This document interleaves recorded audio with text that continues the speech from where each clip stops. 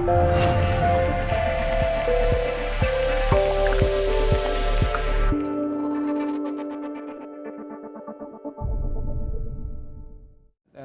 you very much, Richard. So yeah, apologies to you guys. I didn't have time to prepare an entire presentation. So I'll try to do this a little bit off the top of my head. I have been working in the blockchain space, in the identity space for quite a while. And I'm currently involved in the self-sovereign identity project for the Dutch Blockchain Coalition. And yeah, well, in that, the goal is really to also take a lot of these kind of developments, like what Philips is doing, like what all these different companies and also open source projects are doing, and create a self-sovereign identity framework for the Netherlands. And yeah, the end goal of that is to have something that can hopefully be a successor to fairly centralized identity solutions that are currently being deployed by the banks or by the Dutch government, and really yeah, go towards this whole trend of self-sovereign identity, where of course there are, for years and years, it's been said, oh, we want to put the citizen in control of his own identity, or we want to put the consumer in control of his own identity. But really now is only the beginning, the developments that we actually have the technology to make that possible. And that starts with really robust ways of allowing people to control their own keys, for example, as we saw in the example of Philips. But it really also needs a lot of work around the whole governance structure and around the whole interoperability, because the nice thing about identity solutions now is that there are so many to choose from, and even though there are standardization efforts being done, for example, in the W3C with standards for distributed or decentralized identities. You see that now there's already, that standard was, I think, adopted formally in like December of 2019, and already there are like 40 different solutions that have been registered that use that standard. So all of these, at least, okay, so they use the same standard, but you still need to get some form of interoperability going there. So yeah, so that's a big development. Before we go to questions, one thing that might also be interesting to talk about is there's kind of two different big ideas around self-sovereign identity. One of them that also I find really interesting, coming from the Bitcoin world, is really trustless self-sovereign identity. So here, this is where we say, okay, we're not going to trust and need any banks anymore or trust any governments anymore. We really want to do everything super peer-to-peer. I firmly believe that there is absolutely a need to have that kind of development, that it has to be, of course, also open source. But on the other hand, there's also a big drive in something that Christopher Allen calls legally enabled self-sovereign or less identity, and that is kind of where you're going to end up in like the real world in the next years at least, where most people will need an identity online that is signed off by their bank or by the government or by their doctor. And that also has a lot of legal ramifications in the current system of laws that we have. And yeah, there's somewhere, of course, a gray area between these two, where a lot of them can use the same kind of encryption and the same kind of protocols, but especially on this governance part of it, there's a big difference, I think, in the more kind of Bitcoin-like trustless self-sovereign identity and the more yeah, let's say traditional legally enabled self-sovereign identity. who stands to lose? Like, for example, in the Bitcoin scenario, the central bank may have less of a future or less of a function, but what happens when we have fully trustless, decentralized identities? Yeah, I think who stands to lose are the parties that now have a big role as kind of intermediaries in identity, or that really use identity information kind of to run their business model. And of course, the easy examples are companies like Facebook, who basically offer you their services for free because basically their business model runs on selling your personal information. And if you are able to be in control of your own personal information, that will enable you to be really kind of, if you want to be subjected to ads, then at least you should be able to get paid for it in some way, for example. And that is enabled by these kind of systems. But kind of more importantly, it shifts control from, for example, governments, who are currently in most places in the world kind of the de facto providers of anybody's identity. And it moves it much more to citizens. Mark, what is your view on this? So I think that that they can coexist actually quite peacefully, because this is something I haven't gone into in my talk, but there's things like attestations, credentials. So you have this very simple identity which is just a public-private key pair, but you might want to prove that you're actually living in the Netherlands, that you're over 18, that kind of stuff, which means that you have to take that public key of yours to a government and say, hey, can you please attest that I am over 18 and I live in the Netherlands?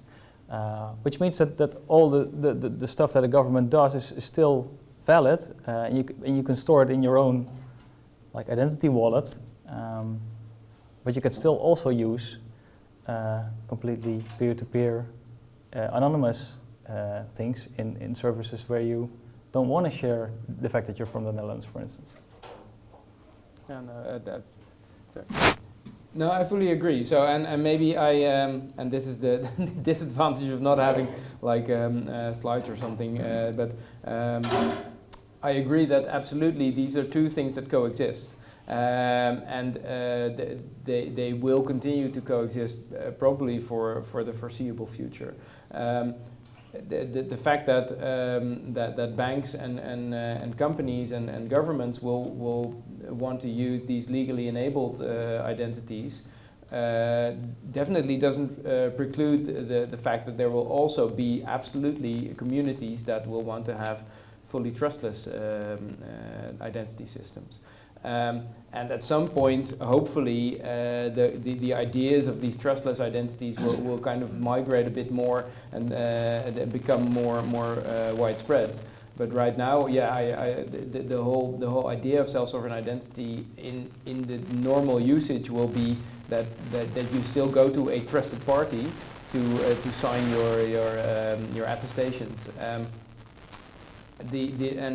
I think I like to draw the parallel kind of with Bitcoin, seeing as we're with a Bitcoin audience, so I hope that works.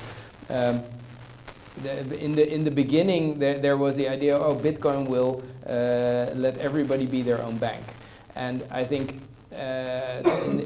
through the years it's become obvious that a lot of people have no interest in wanting to be their own bank. And they're fine with having just big banks as their service providers. However, the fact that Bitcoin allows you to be your own bank if you want to already forces these banks to be less complacent and to be more transparent in an ideal world. And the same thing is true of identity. So right now, if you want to identify yourself towards the Dutch government, you have to use DigiD. That's kind of it doesn't get more centralized than that. But so even a kind of legally enabled self-sovereign identity if it allows you to choose from different providers. Say you can choose between IRMA or something that lives on Uport, or maybe something that is based on the Philips work. You already get more choice, so you already get a lot more control than you have in the current situation. Should we open it up to questions? Oh, absolutely. Yeah. What I do is I organize business trips to Estonia as well for people who want to find out about the e-governance and the digital residency ship and the interoperability. But basically, they are doing something like this already, especially if you're not Estonian. It's very interesting because you can become a digital resident of Estonia, where you get an ID card given to you by the Estonian government, even if you're not Estonian, and then there you can have your identity.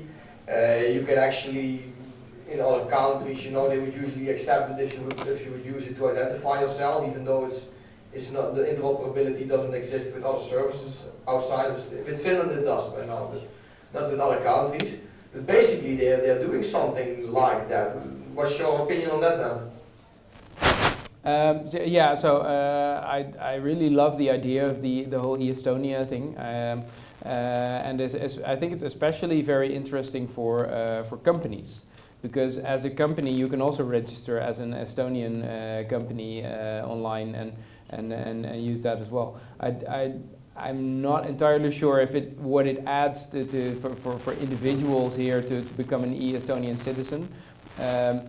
Although at least it also because of the whole passporting rules that the EU has adopted, it should enable you, at least in the near future, to use it also even with Dutch government e-government services. And that's partly the point of your story, because okay, let's say that more governments start doing this in the future, then I can decide. Okay, I'm not always a digital nomad, but I'm always a physical resident of some state. Yeah. But I can become a digital resident of another state. I can have my company wherever in Europe, or later maybe even in the world, wherever I want. And so you can, that's kind of something like that as well. I mean, there still is a body giving you this identity, but furthermore you have the right for yourself to decide to choose it.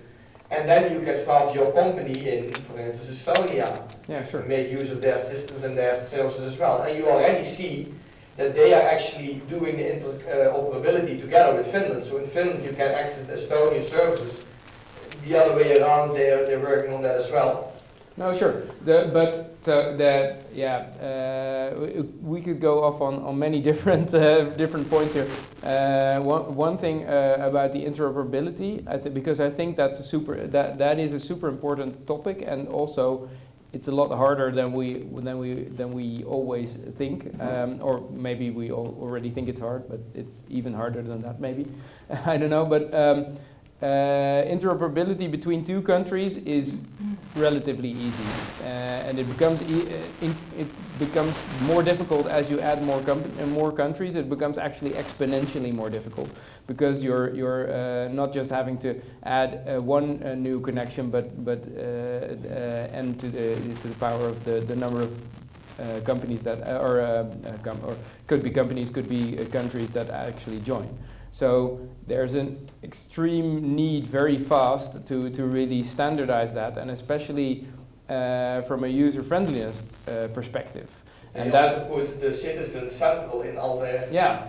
So it should not matter for me as a citizen whether I'm logging into a service that is provided by Finland, by Estonia, by a bank, etc. I should be able to use whatever identity wallet that I have to log into that.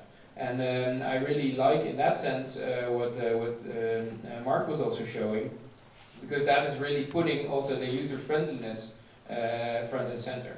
And I think that's something that is often kind of maybe left as an afterthought. Okay, first we need to make it make everything compliant with all the rules and all the on the side of the relying party, for example. But I think it's very important that it will never be adopted if it's not super easy to use for the actual users.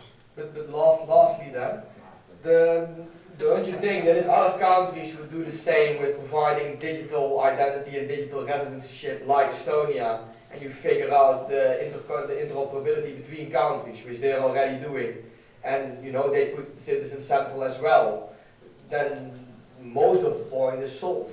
Except that there's still a central party giving it, but at least you get to choose what country you want to be a resident from. Or what's your opinion on that? I'll give the mic to Mark as well, but I think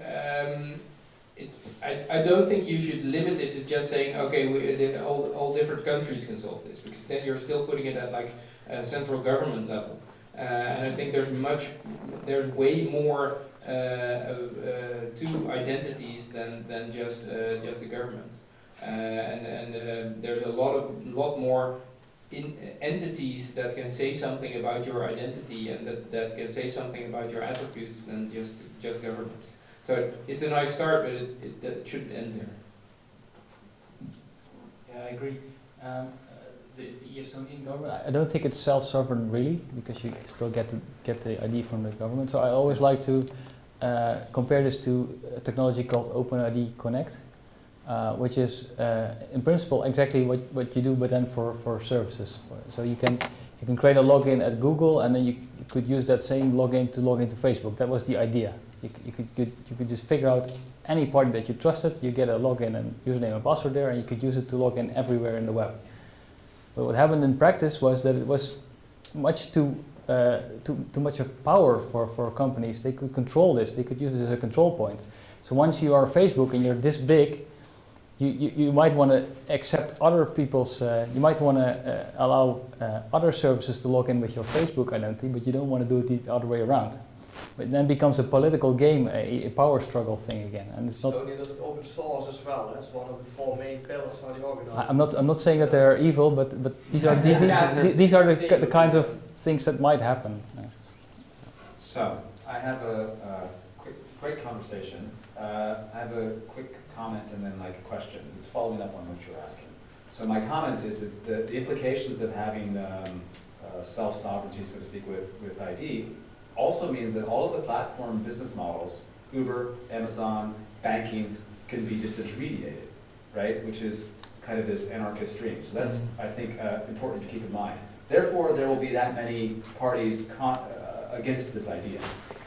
Now, my question to you is related to the way that cryptocurrencies have started with Bitcoin and proliferated to thousands of variations on chips, so to speak. And there's still this dominance indicator or whatever that Bitcoin enjoys. And I wonder what's going to happen with digital IDs, because you just mentioned that there's going to be some notion of wanting to control the digital ID, control access. Is there going to be one digital ID to rule them all? Or is there going to be, we're going to have 1,000 different digital IDs on our phone, and we're going to like flick through 1,000 different apps to get to log in somewhere? What's going to happen with the space in terms of the market share, et cetera? Yeah, that's an excellent question.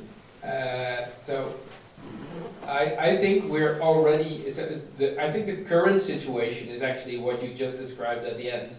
We currently have 1,000 different apps that each have their own login, and each, I mean, the reason that people just reuse their same password over and over and over again is precisely because of this. My identity online is completely fractured, and every company is actually keeping their own database with all the account holders, and that's precisely because that's the easy way to solve it.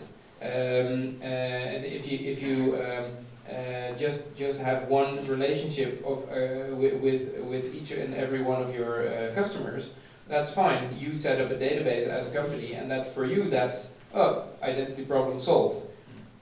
Only when you turn that around and look at it from the perspective of the individual, you see, oh no, this is actually a really big problem, because now everybody has, on average, 40 different passwords, or 40 different accounts, but way less passwords, because okay, then you use a password manager if you're a bit conscious about your security, but at the same time you have this massive risk of data leaks, because all these websites, all these online stores it's not their core business to do identity. Their core business is to just sell you stuff. So they get hacked all the time. Then all these passwords get out in the open, and yeah, that is the current situation. And I think the ideal world, or the ideal world, even the kind of the much better world that we're moving towards is one where we're actually realizing, oh, this concept identity is one big thing in our minds because we get that from the real world. Oh, you put a signature on a piece of paper, and that actually combines like 10 different functions that you can separate out in a digital world. And so you can create a world where you have one wallet on your phone that actually so that's where you store everything, and then the different kind of attributes and attestations that you get from different trusted parties, you should be able to put into that wallet, and then you go to all these different relying parties or verifiers, however you want to call it, depending on which standard you're using, and say, okay, now I choose, and that's the definition of self-sovereign, is that I get to choose who sees what. So I'm going to this web store. What they need to know is what my physical address is, because they need to ship me a box, and that's it. And they need to get a verified payment. But that's not even basically an identity thing. What's made payments an identity thing is credit cards, because we don't know how to trust somebody to pay on the internet, so let's just gather all his identity information so that when it turns out that that it's fraudulent, we know how to find this guy. And that's so the combination of guaranteed payments and selective revealing of identity information, that can make that already a lot more privacy friendly, because hey, suddenly this web store, they don't need to store anything about it anymore, because they just got the verified information exactly that they need to send me my stuff. And they can send it to a Dropbox also. Yeah, why not? You do get into I mean, for the feel good cases, or the happy flows, those are of course always nice to talk about. You get into edge cases where you need to solve for a lot of difficult stuff. And Mark already mentioned things like what happens if somebody loses their phone and their keys, and how can you make sure they get their keys back. And that involves like difficult choices, like, okay, if I want somebody to have absolute total control of their keys themselves, they should be able to make the decision, I just want to have my keys on my own computer, which means that you lose them, and if you don't make a backup. Or do you need to force them somehow to have a backup that is stored with the government or a bank or whatever. And you also get into the situation, hey, at some point it might be interesting for me to actually lose my keys, because this identity is also used to give me fines for driving too fast with my car, or stuff like that. Or I may be a fraudster, and the police is on my tail now. I destroy all my keys and I just start all over again with a brand new identity that has no bad reputation linked to it. So there's definitely a lot of issues still to be solved, because in the real world it's not all just everybody's friendly and trustworthy.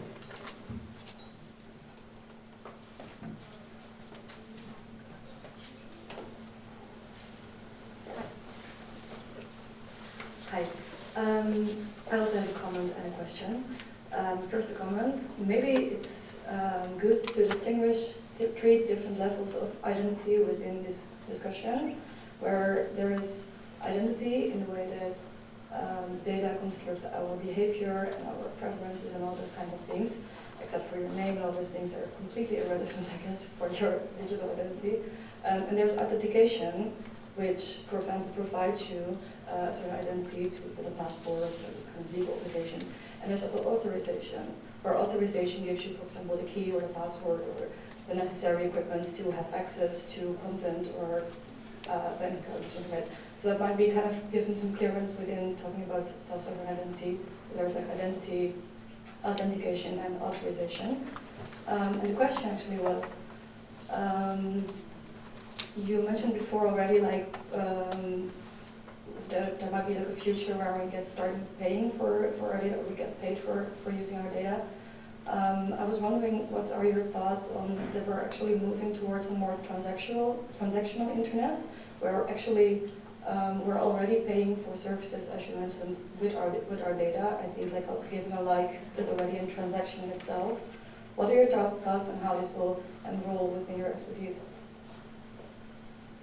Do you want to take this, or shall I? Yeah, well, I'm going to give my personal opinion about this.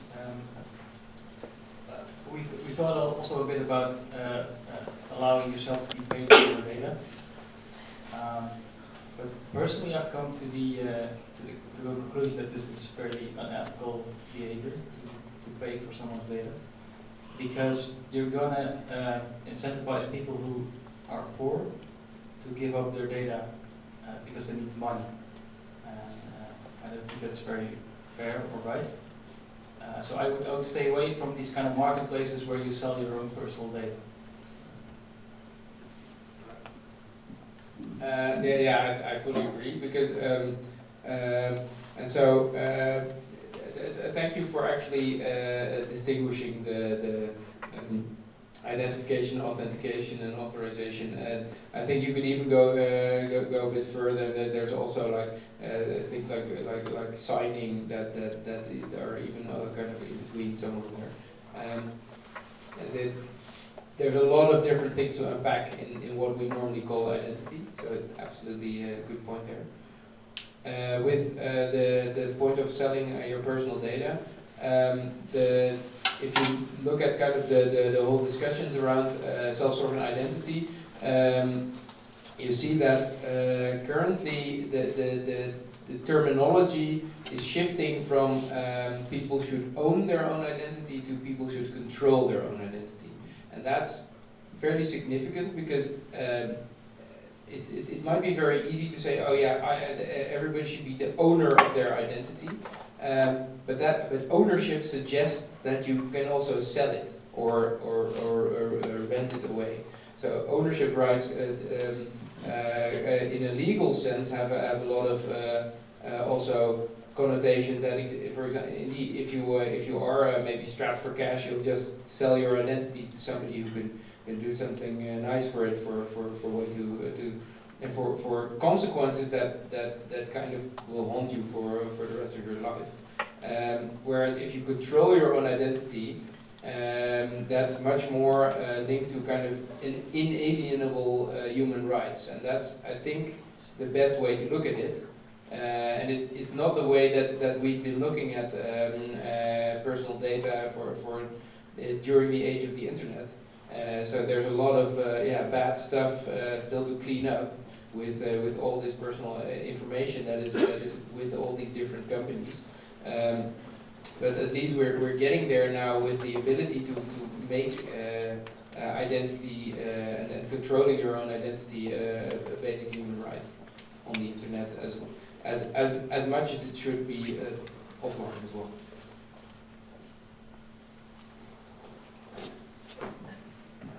A question about the business model there. What's your perspective on the business model there? You said it already. There are a lot of things who are free. What do you think will happen with the business model in time? Is it going to change? Do we have to pay for services, or do you get the opposite? That you create an interdependency between individuals and companies, or which way do you think it's going to go? So that's a super hard question, actually, and I mean, I've been in the past. I've also been involved with other more federated identity schemes, like e-herkenning in the Netherlands. a little bit, very little bit with DigiDay as well. And the whole point, the whole concept of okay, how do we make this business case work in a very kind of transactional internet is super hard to solve. But what I would like to see is that the parties that actually benefit from a verified identity will be the ones that actually pay for it. And that is currently very often not the case. So if you look at, for example, DigiDay, that seems like it's sort of free because we all as citizens get it, but nobody's paying for it. But in reality, it's just that all the costs of it are just distributed among all the taxpayers. Whereas the real benefit, and you could then also say, okay, so then maybe everybody should pay for each time that they log in. But that's really weird because it's not to my benefit that I'm logging in. I'm using this system to provide proofs about myself to a government entity or to an insurance company.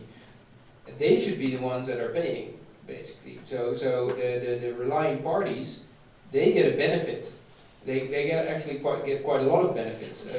Like I said, with the web store, they get also the benefit that they don't need to be storing all these credentials in a database that they need to secure.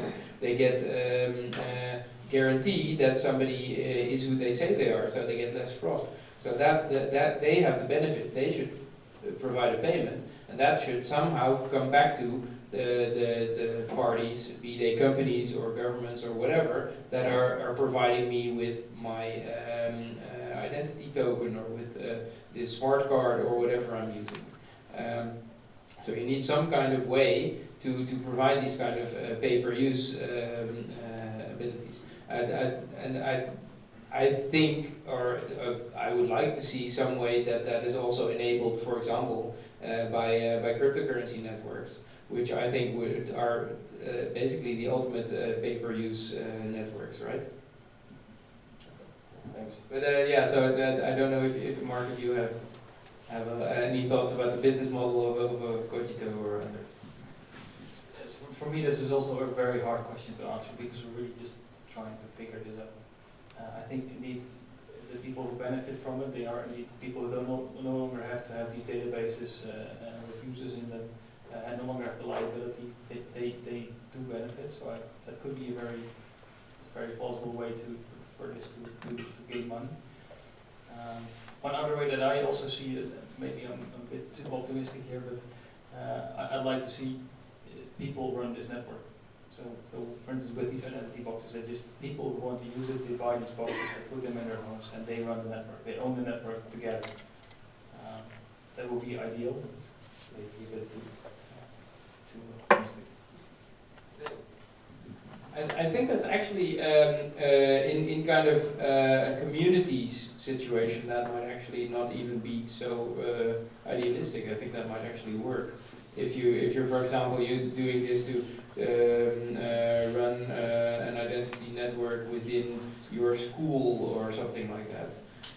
I think I mean, and this is just kind of me brainstorming a little bit, but I think it would actually even work best to start this kind of from a grassroots situation where you have these smaller communities of people who are naturally more kind of inclined to trust each other or to have a need to communicate. If you start doing this at the country level, I think you get into a lot of difficulties, and a lot of people will start saying, oh yeah, the government needs to provide for this or whatever, or why are we paying taxpayer money for this? So I think these are kind of ideal situations where you would start small and kind of build it out. Yeah, I agree with you there. Yeah, this is also what we're really looking at because, for instance, there's this decentralized social network called Scuttlebutt. Not sure if any of you heard of it. Which one, sir? Scuttlebutt? No? It's very new, very hip in New Zealand. I'm also on it. But this is built around the idea that you start this social network by creating your own posts, and you exchange them peer-to-peer with your friends. So if you're on the same network, if you have a Bluetooth connection between yourselves, then you exchange this information. So there's no central party. You all just run the whole network with your friends. And that started off very grassroots. It was invented by someone who lived on a boat, and he was offline a lot, so he really wanted to be able to create posts and read other people's posts and then sync up whenever he had a connection. I think that's an awesome model to really grassroots start these kind of things. I'm actually going to write that down because I haven't heard of it, but it sounds really interesting. Mark, I have a question regarding where do you store exactly on the phone the private key? So we use the storage that iPhone, for instance, provides for this, which is secured in secured hardware. In secured hardware. Yeah. Okay, and it's proven, it's fully open source. That. Yeah, you can just see it. Yeah. No, I mean we the use software is open, but also the hardware is open. The hardware is open. Oh, so if you take, for instance, the iPhone, then the hardware is not open. No. Oh, so that I was wondering then if that is the case, are we not taking an illusional trip with self-sovereignty? That's a good question. I'd rather see that the iPhone was open source, and that Android was completely open source, and there was a sustainable business model that wasn't around monetizing it. But that's not the world we live in, right? So you can either buy a clunky Linux phone that's completely open somewhere, maybe, and then you can have full control over this. But if you want to have some kind of real-world use currently, then I'm afraid you're going to have to accept that there are going to be parties like Apple that have a lot to lose if they don't implement it right, but they're not exactly transparent. I just can't resist chiming in. So a party like Philips or Apple or a hardware manufacturer could be theoretically listening to this and suddenly realize that wow, there is a fantastic need here that could be resolved. Something that would be extremely impactful, because we have the same issue with hardware wallets. Absolutely. Yeah. I mean, that's exactly the same issue actually, because Cogito is, in fact, it is really such a wallet. It's all about storing keys in a safe place and only using them safely without revealing any properties of the keys. And there's many hardware solutions for that. You could even have HSMs in the cloud that store your keys and that kind of stuff. And there's actually a whole industry around this. But yeah, I hope that... Do you see future in eSIM in that area? I haven't seen much about that, but maybe you have? I don't think I know the name or the acronym. Okay, now Samsung is, for example, starting with that on the phones. Okay. So and they expect it to grow. So it's a SIM card that's embedded in the hardware, right? Yeah, it's basically. Oh, sorry, eSIM. Okay, yeah, sorry. For my pronunciation. Yeah, no worries. So I think I've also seen APIs on Android that allow you to use a regular SIM card to store some keys, but they're fairly non-standardized as far as I know. I haven't looked at it for a while, so I could be mistaken here. So you always have to look a bit at what kind of technology is available that people have in their pockets and that you can use, and we try to make pragmatic choices there.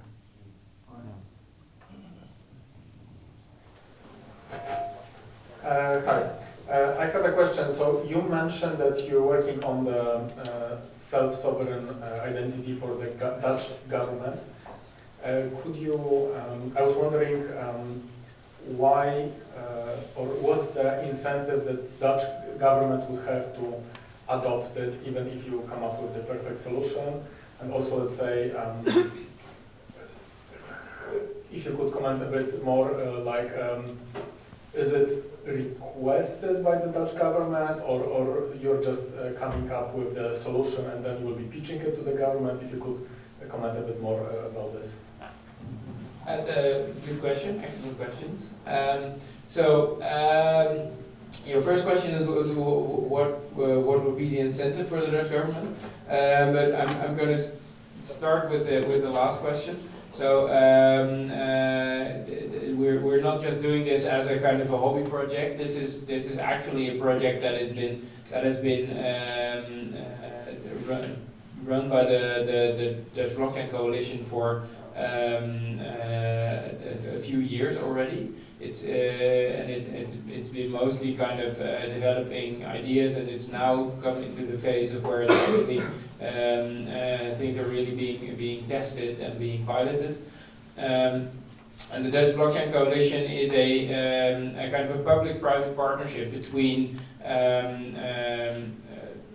government organizations, corporates, but also universities, for example, to really also have the knowledge component and the research component there as well. So this is not something that is just kind of, oh, we're going to think of something and then see whether the government adopts it. No, this is even for a large part being funded by the Dutch government. Specifically the Ministry of the Interior, but also by these corporates that are members of the blockchain coalition. For example, the big banks are all members there. So they love backdoors. Yeah. No, that's good point.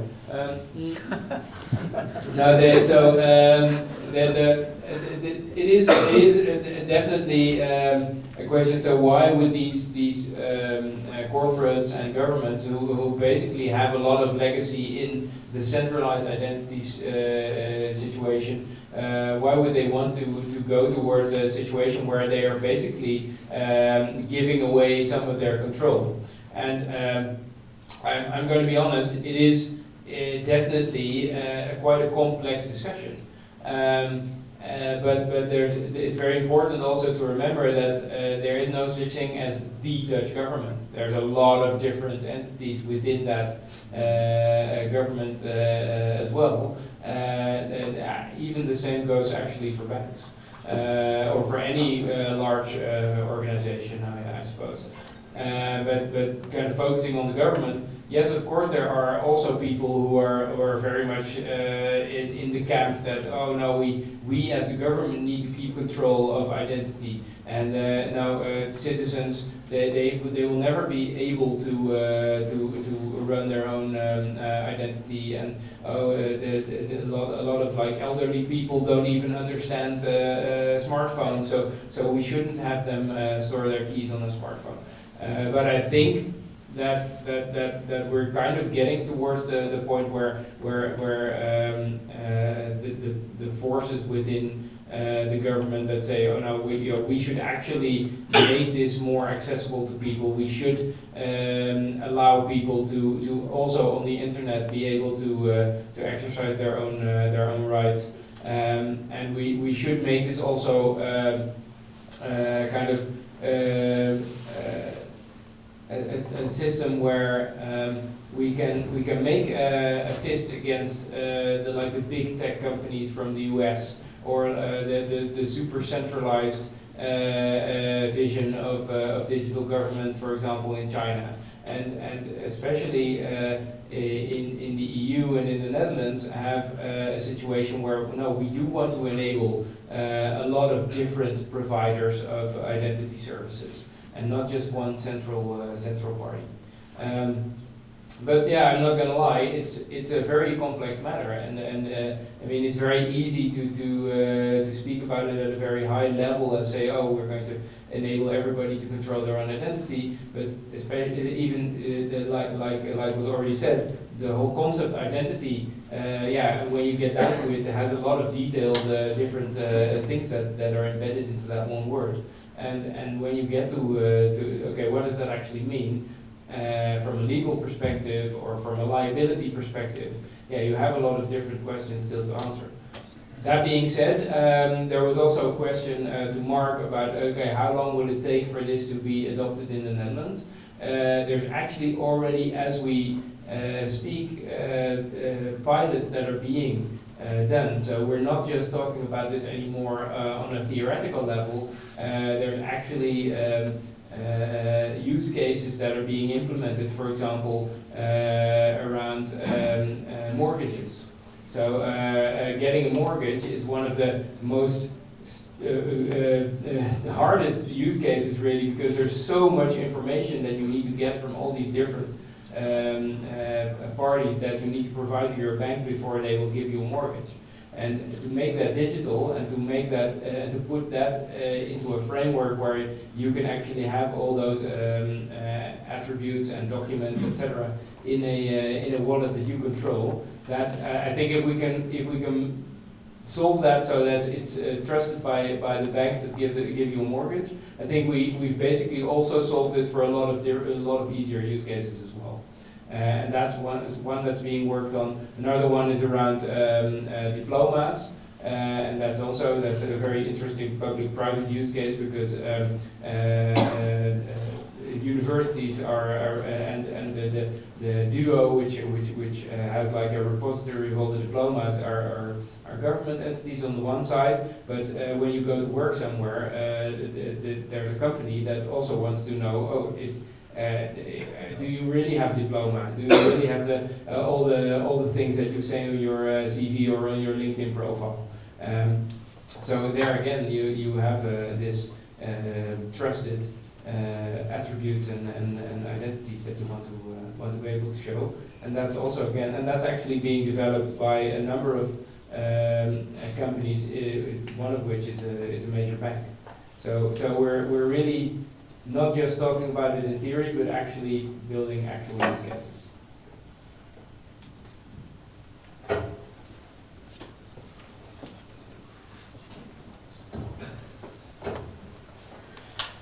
I guess one of the main points why we don't currently have control over our identity or over our application starts with accepting the privacy policies and giving consent, where Article 6 of the GDPR, for example, states that almost everything is permitted when there is given informed consent.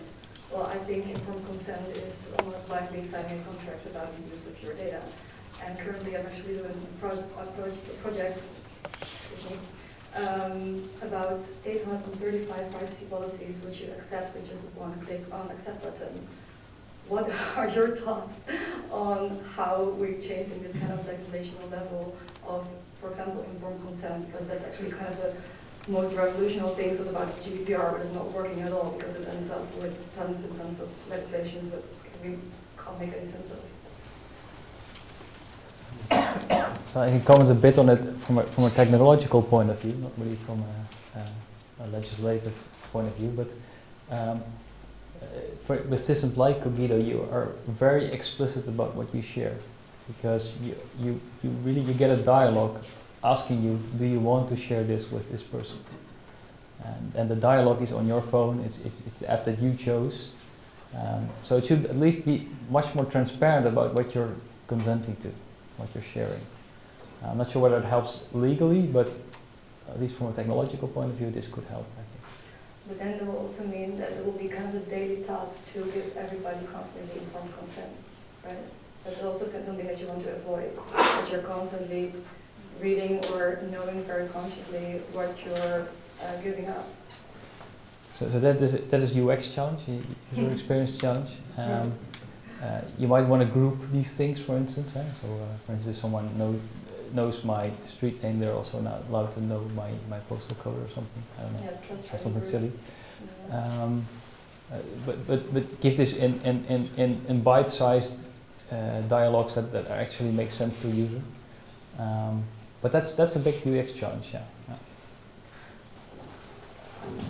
Yeah, and I fully agree. This is a big problem that needs to be solved. I think these kind of self-sovereign identity systems, first of all, yes, you need to be able to, you need to make the user interface really understandable, and then it gives you a tool to solve these kind of things, but it doesn't automatically solve it.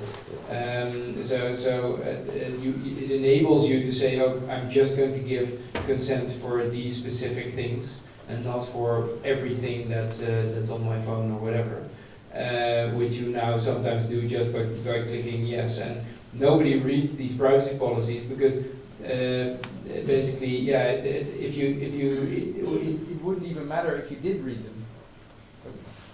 I think the battery might be dead. Oh.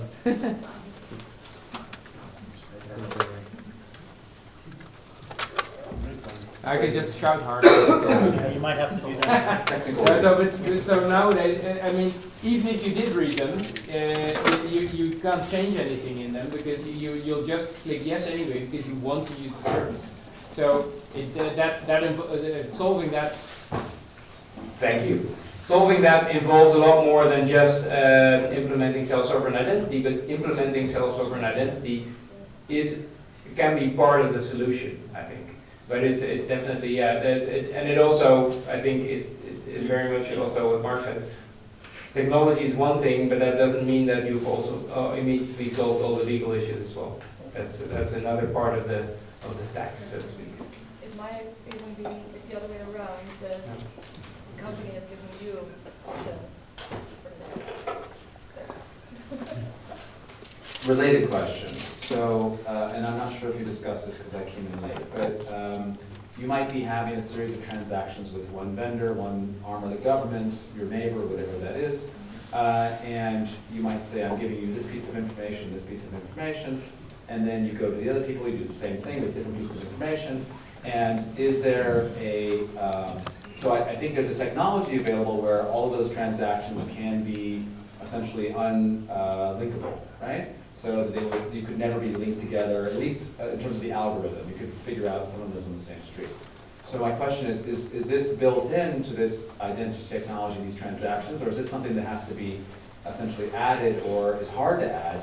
Because one concern might be that you would give a whole bunch of data to one party, and then a third-party data broker would assemble your data from all these different parties and then sell your complete profile back to the exact same villains of today. Yeah, we have. Oh shit! We have a working. Yeah, this should work, right? Yeah. Excellent question. What stops someone from correlating all this information that you gave to various parties? This can be part of the solution. It cannot be the whole solution because it allows you to sort of separate out these concerns. So you can create sub-identities that are just used for interactions with one party. But if you, for instance, were to transact with these parties and all gave them your address, then someone would still be able to correlate them. And also through the other direction, not through your transaction IDs and so on. So ideally, this would not be done through your identities. Yeah, that's at least how it's designed. Yeah. So again, different networks, different technologies solve this in different ways and to different degrees. But I think definitely you want to use some way that you can create pseudonyms that are not linkable by other parties, but that you can provably link to yourself. Because sometimes you do want to be able to do that, but yeah, you should be in control. That's again the whole point of self-sovereign. But it's again there exists then the question. Okay, but if it's totally unrelatable, what about law enforcement? That's quite a difficult discussion really. So there's thoughts around, maybe we can make it in such a way that nobody can link it back except maybe the government. But yeah, I think that's a very touchy subject. In fact, I would prefer to see it in a way that you actually have pseudonyms that are very specific to every single service provider, where even different government service providers would not be able to link to compare notes, basically. And that's already a really big step forward from the current situation, because in the current situation, if you interact with the Dutch government, you're using your BSN, which is your social security number, and even though legally government entities are not allowed to compare nodes and compare databases, there's nothing stopping them from doing that technically, because they're all identifying you with exactly the same unique number. And they have been doing it. No, absolutely. So there's already precedent for them actually doing it. Yes. So you should be able to also burn the transaction on both sides. Yeah. So and again, I don't know if anybody saw the presentation that Christopher Allen gave a few weeks ago at the Odyssey Connect event. Where he actually referred back to the Second World War, where the Netherlands saw the very bad side of having a basically immutable, but on paper, an immutable register of identities. Because it really enabled the Nazis to be able to very efficiently find anybody who was Jewish. So if we're setting this up now in a digital way, we should be mindful that we may want to put in some way to indeed be able to burn your identity in case something like that ever happens again.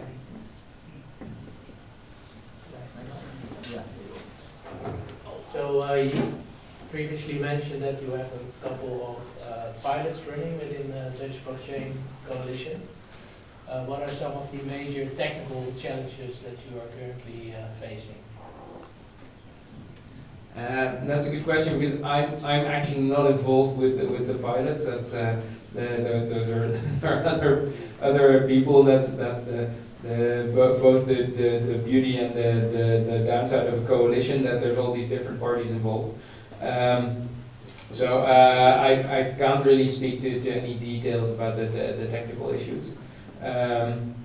But except, sorry, one thing I do know is that, especially from for example the diploma use case, there's a lot of questions around the interoperability and how to link the legacy systems that are of course used by Duo or by universities, how to link those up with the much more kind of peer-to-peer network that you're using in a blockchain-based credential system. But yeah, don't ask me for the technical details, because I can refer you to the person who's actually the project head of that, and he will probably be able to tell a lot more about that. Okay, thanks. Any more questions? I think one of the hardest paradigms is you referred about the Second World War with the Nazis, but that's the negative part, and we also have the positive part, that if somebody has cancer and you have worldwide like 35 clinical trials, well, this person is desperate to get like, okay, which one is going to give me the highest possibility. So I think one of the biggest paradigms we are facing is that we know we need a lot of data to find a lot of solutions worldwide, but we want to share and protect our privacy. And well, the model of burning, creating anonymity, that's a model based on our focus. But a lot of companies need the data, so they will do whatever it needs, and that's also why the cookie law and the GDPR are not working, because all these companies are trying to find other possibilities to reach you. So yeah, I mean that was why I was interested in the business model. If you have some perspective on that, but what kind of mechanisms have you seen in considering solutions in self-proven identity, which offer the possibility of going both ways, so giving you the most privacy as possible, but also the negative part, like being able to cut the lines, but also to give the possibility for companies to reach you in case they can offer you something. So I can give a small perspective on that. Yeah. For me, privacy is not about keeping everything private. I mean, privacy is about having control over what you share with whom. So if I want to participate in a trial that helps create a better algorithm to detect cancer, then that should be my choice. And nobody should be forced, for instance, to be part of that trial if they don't want to be. That's for me the definition of privacy. So you can still decide you find this very valuable, therefore you will do it. Yeah, but that's one of the problems, giving you the choice, and you already stated that. If you give already your privacy, then it's done.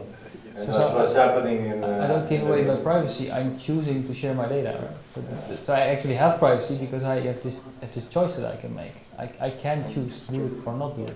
That's privacy for me. Yeah, but do you have this choice? I mean, if you want to use Google to find something on the internet, do you have a choice? That's a good question. Actually, I don't use Google at all. So I did make that choice, but it's a hard choice to make. Yeah. It's not easy. Yeah. You give up a lot of stuff for it. Yeah. I'd rather like there to be more granular and better choices. Google is one example, and I think also in your reality there are a lot of things from which you would say, okay, I'm giving away a little bit of my privacy, like traveling abroad or something like that. So at the end there will be always like a compromise, but that's more an ethical discussion and talking about choice, but my question was more like, have you seen solutions which you think they support both sides? Because I think. Yes, I've seen solutions. Let me step back a bit. I think self-sovereign identity is something that I think is actually quite near on the horizon to be able to make a reality, and that will mean that people will be more in control, and that might mean that people will say, oh, I choose not to share this data even though it might benefit maybe some kind of clinical trials. And that's, I think, the sort of the trade-off that we're going to see maybe. I think further along, there is definitely work being done on solutions around multi-party computation and zero-knowledge proofs, and there's actually some super interesting work being done in the Netherlands, as well, actually at the Technical University of Eindhoven around those topics. That's still very much, you maybe even know some of the people involved there. I forgot that you were also from Eindhoven. But I think that's a topic that might even be is something that Richard could put on the agenda for a future evening. But that is still very much in the early stages of development. But it does solve those kind of problems. How can we have like a network of computers all verify that this information about this cancer treatment is correct, without ever having to reveal any of the underlying privacy-sensitive data. And that's super hard, but it's also super necessary that that's being worked on. Well, funny that you should mention it. Because Barry, the professor from Eindhoven, I was in a project with him. Also at Philips also took part in an European project called SODA, which is about making sure that multi-party computations technology becomes more practical. So we actually also investigated a lot about this. We created a machine learning algorithm that can learn a model based on data that you never see. So it's very cool technology.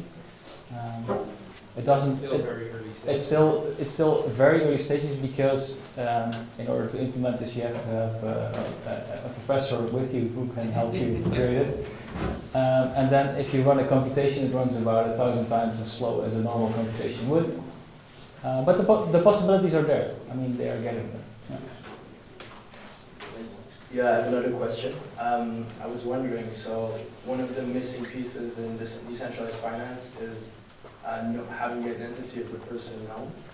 I was wondering, without involving the government, how would you go about verifying that identity, or verifying that someone is who he says he is? Yeah, so that very much depends on what you need to know. to be able to provide someone a service. The nice thing of that with public cryptocurrencies like Bitcoin is basically you don't need to know anything about somebody except like their public address, because everything else is basically guaranteed by the network. With DeFi, you get into much more gray area, and then depending on how much you are involved, you're basically getting into the areas of like loan legislation, etc. You might need to have much more information about somebody, and yeah, I think there will be a need for maybe like reputation systems. And the reputation system is nice, right? Because it's basically anybody could set that up because it's kind of your identity over time. So you just need to be able to trust that what somebody says he did is actually true.